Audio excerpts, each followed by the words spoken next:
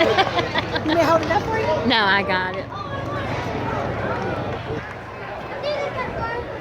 Don't cry.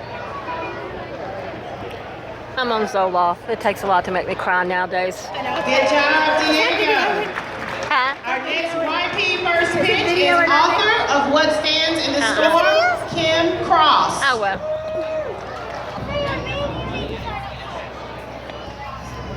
Kim is ready.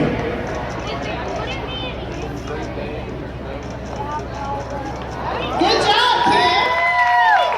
She's been worried about it. Our next YP first pitch is Chris Osborne, tornado survivor from the Tuscaloosa tornadoes, April 27th, 2011.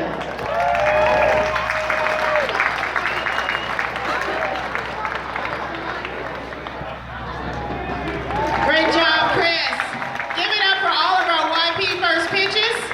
Thanks so much for coming out to Regents Field, and we're ready to have a great time, Barons fans.